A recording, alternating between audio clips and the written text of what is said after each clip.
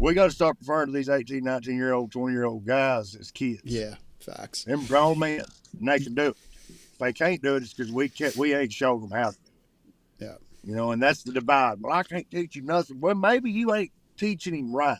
You know what I mean? Maybe jumping out of the truck and kicking a bucket and screaming for 5 minutes ain't really teaching him how to frame the pole properly. And then when you go to try to tell an lineman that, God bless, hold on to your seat. You know what I mean? They'll fly hard real quick. But, that's just the truth of it. These guys, this is the next generation coming up behind us, and they're only going to be as good as we teach them to be.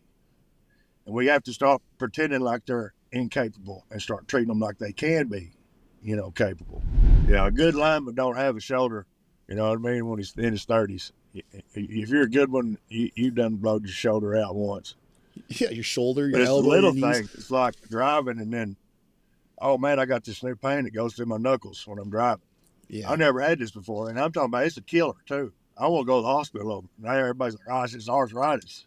My gosh, if this is arthritis, then cut it off, What's some advice you'd give to those, or what is, I guess you'd probably give a lot of advice to the young guys, but like that 18-year-old goody back in the day, knowing what you know now, what kind of advice would you give that 18-year-old? You stay dedicated to the cause. I mean, you know what you want when you start, whether that's to be an old man in bed with your family with a house and 100 acres, or you want to, you want to be a wildcatter till the end. Stay dedicated to that. Don't want one thing and try to live as another, because you're never going to get anywhere doing that. One thing that we do have going for us as blue collar men and women is that we're typically outdoorsmen. We typically like to work on things with our hands. If we're power linemen, we're still doing other things in our, like, you're constantly doing other things. I seen you, putting up drywall the other day and things like that, right? Like, yeah. you're building things, you're building a garden, too. you're doing some drywall, you're doing like whatever, like, you know how to do things with your hands, you know how to make things and grow them in your garden. Typically there's a lot of linemen, a lot of blue collar workers, not just linemen, are outdoorsmen. They go hunting, they bow hunt, they rifle hunt, that's the skills that I think, like, we're so fortunate to be that type of person, even to start with. Yeah, we could get a little stronger. We could get a little, like, better, faster. We could do better, always do better as individuals. But at least we have that going for us. Is like, imagine being the other people. What's top 3 things somebody needs to know coming into the trade? Like, what do they need to know? What's the insider info on this trade that someone just coming in needs to know? Make sure you have all your tools when you hire on. Make sure you want to be out here. Don't be out here wasting somebody's time.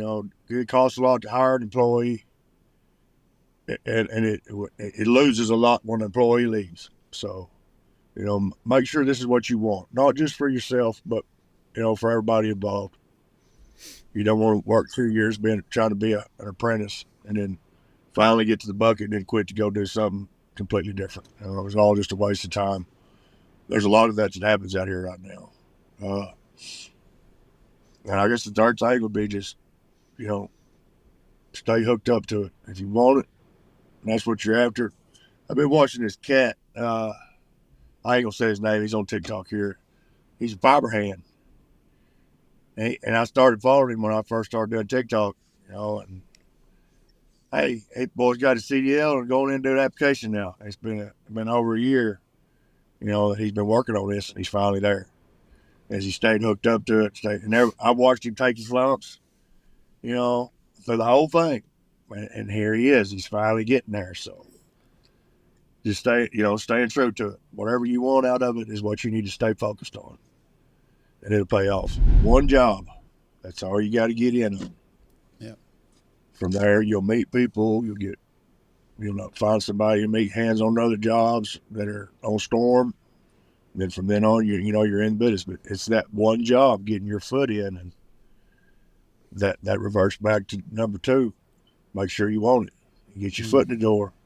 Make sure you're there, but putting out 100% for it. Make sure that's what you want. It'll pay off.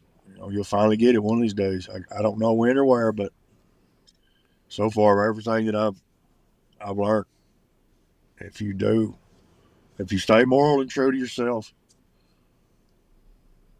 the things that you work for will happen for you. Here's one of my biggest pet peeves, and this is right about that. I go on storm, and I'll see 1,000 hands get out of the truck wearing shorts, Crocs. Bo, come to work in your pants. I know you driving. Driving your pants in your boots. You're on the clock. You know what I mean? That's just one of my biggest things right there is the attire. You know what I mean? If you're driving a bucket truck, you don't need to be in a pair of sleeping shorts or sleep pants with flip flops on. If you know what I mean, if something happens and you got to do something to the truck or whatever, you're there in flip flops and sleep pants. You know, that's one of my biggest things. Be ready for work at all times. When you open your eyes in the morning, get up, get dressed, because something's going to happen that day.